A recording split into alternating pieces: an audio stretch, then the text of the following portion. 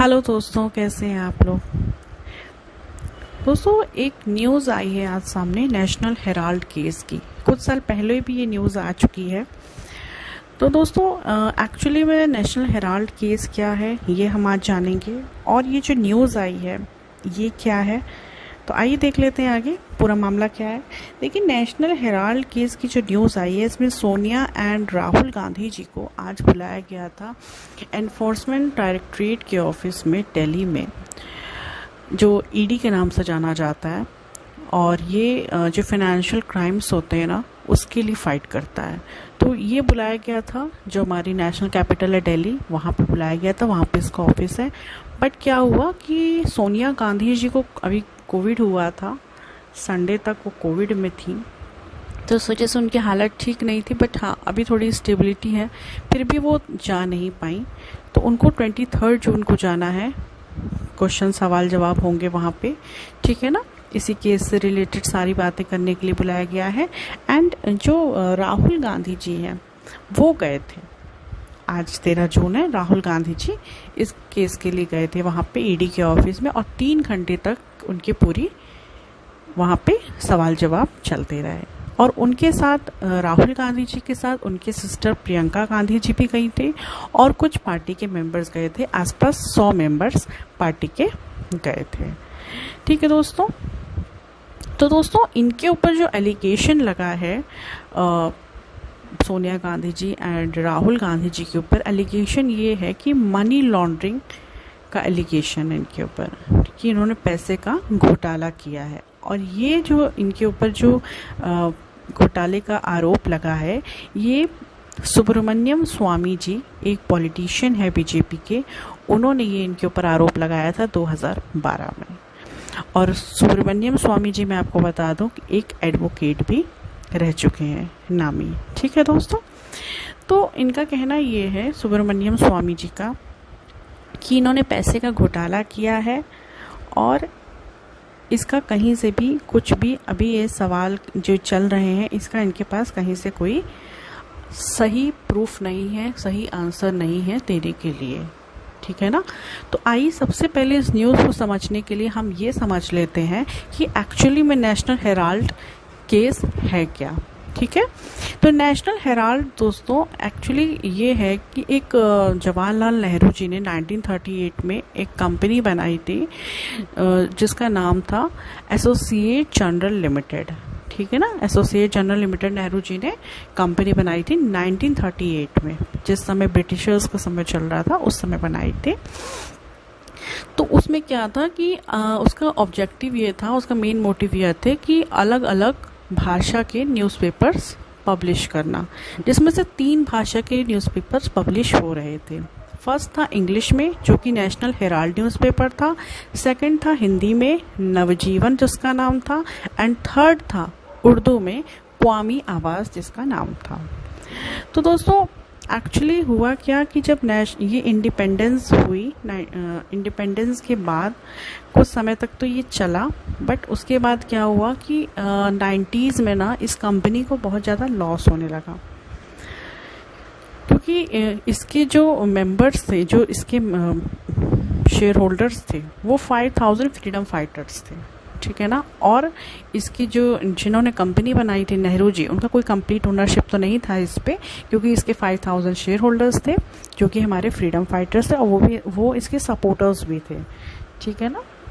और इस न्यूज़पेपर में ये भी बताया जाता है कि ये जो न्यूज़पेपर था, इसमें एक अलग सा एडिटोरियल निकलता था, जिसमें नेहरू जी अपने शब्द लिखते थे। राहुल एंड सोनिया गांधी जी इस न्यूज़ में कहाँ से आ रहे हैं? राहुल एंड सोनिया गांधी जी इस न्यूज़ में इसलिए आ रहे हैं कि इन्होंने क्या किया कि ये जो एजीएल कंपनी थी, जब इसका लॉस होने लगा 1990s के आसपास, 1990s के आसपास, तो इन्होंने क्या किया, सोनिया गांधी जी ने एंड राहुल गांधी जी ने 2010 में एक कंपनी रजिस्टर कराई अंडर कंपनीज एक्ट सेक्शन 25, ठीक है ना। इन्होंने कंपनी रजिस्टर कराई, जो कि 23 नवंबर 2010 में रजिस्टर्ड हुई थी अंडर कंपनीज एक्ट, ठीक है। और 5 लाख रुपए की जो इन पैसे थे उससे शुरू हुई थी कंपनी, ठीक है।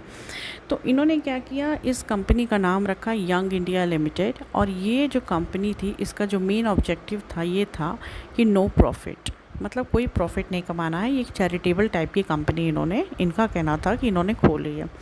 तो जो एजीएल कंपनी को लॉस हो चुका था, वो लॉस में चल रही थी, तो उसके ऊपर 90 करोड़ का डेप्ट हो चुका था, ठीक है ना।